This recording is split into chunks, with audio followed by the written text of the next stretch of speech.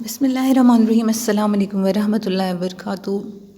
امید ہے آپ تمام لوگ خیریت سے ہوں گے۔ آج ہم جس موضوع پر بات کرنے لگے ہیں وہ ہے زیارت رسول پاک صلی اللہ علیہ وآلہ وسلم کے حصول کے لیے خواہش کا کردار، یا پھر خواہش آپ صلی اللہ علیہ وآلہ وسلم کی زیارت کے حصول کے سفر میں پہلا قدم ہے۔ تو پہلے ہم جان لیتے ہیں کہ خواہش بذات خود ہے کیا، اس کی ذرا نفسیاتی تشریح جان لیتے ہیں۔ خواہش ایک ایسی کیفیت کا نام ہے جو کہ ہمارے لاشعور سے ایک بات کے بار بار ٹکرانے سے جنم لیتی ہے۔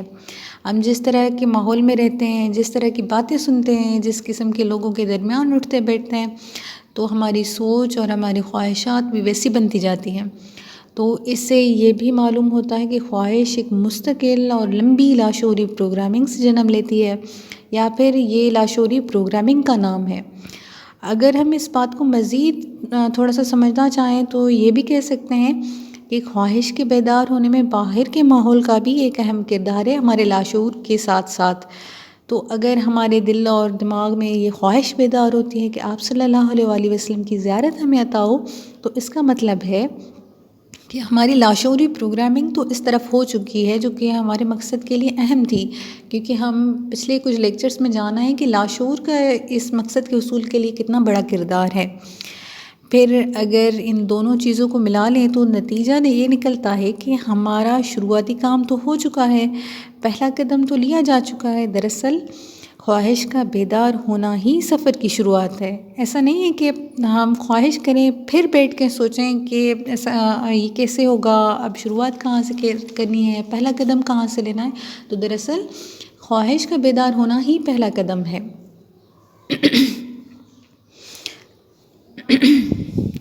بحیثیت مسلمان بہت سارے، بلکہ سارے ہی مسلمانوں کی یہ دلی آرزو ہوتی ہے کہ آپ صلی اللہ علیہ وآلہ وسلم کی زیارت ہمیں عطا ہو۔ تو کیا اس کا مطلب ہے کہ سارے ہی مسلمانوں کو چنا گیا ہوتا ہے؟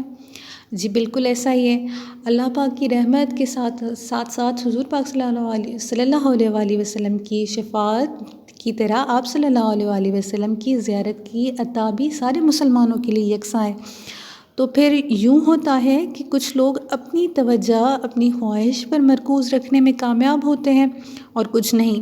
جو اپنی توجہ اپنی خواہش پر مرکوز رکھنے میں کامیاب ہوتے ہیں انہی کو اصل مقصد میں کامیابی ملتی ہے۔ تو خواہش کے ساتھ نفسیات میں توجہ کا بھی بہت بڑا کردار ہے، جسے اگر ہم تھوڑا سا مزید سمجھنا چاہیں تو لا آف اٹریکشن، جو کہ ایک کائناتی قانون ہے، اس کی زبان میں سمجھ سکتے ہیں، جو کہ کہتا ہے کہ ہماری توجہ جس طرف جائے گی تو وہی چیزیں حقیقت کا روپ دھار کر ہمارے سامنے آئیں گی۔ تو یہ تو ہو گئی خواہش کی تشریح۔ اب یہ جان لیتے ہیں کہ اس سفر میں رکاوٹیں کیا کیا پیش آ سکتی ہیں۔ تو پہلا قدم تو ہم لے چکے ہیں، پہلا قدم تو ہم سے اٹھوایا جا چکا ہے، جو کہ لاشعوری تھا۔ ہمیں خود بھی اندازہ نہیں ہوتا کہ ہم اس راہ کے مسافر بنتے جا رہے ہیں یا بن چکے ہیں، مگر ہمارے ازلی دشمن کو اس بات کا خوب اندازہ ہوتا ہے۔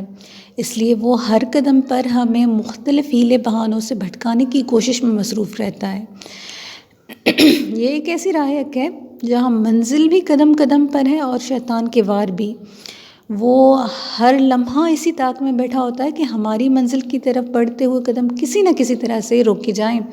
اس لیے کبھی وہ ہمیں مختلف قسم کے شکوک و شبہات میں مبتلا کرتا ہے، کبھی کسی قسم کی باریک الجھنوں میں ڈال کر۔ اور ہم پہلے والے لیکچرز میں جانا ہے کہ نفسیاتی الجھنیں اور شکوک و شبہات کسی بھی مقصد کے حصول کے لیے، اور خاص طور پر زیارت رسول پاک صلی اللہ علیہ وآلہ وسلم کے حصول کے لیے کتنی بڑی رکاوٹ ہے۔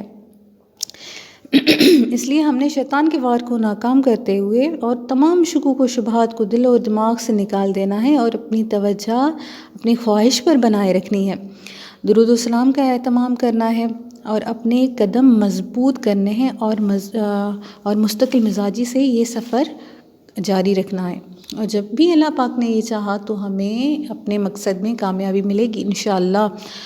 اب دعا ہے کہ اللہ پاک تمام مسلمانوں کو آپ صلی اللہ علیہ وآلہ وسلم کی زیارت کی خواہش عطا کریں، اور اس خواہش پر توجہ مرکوز رکھنے اور صحیح معنی میں توجہ مرکوز رکھنے کی توفیق عطا فرمائے، اور اللہ پاک ہم تمام مسلمانوں کو حضور پاک صلی اللہ علیہ وآلہ وسلم کی زیارت اور بار بار زیارت عطا فرمائیں، آمین۔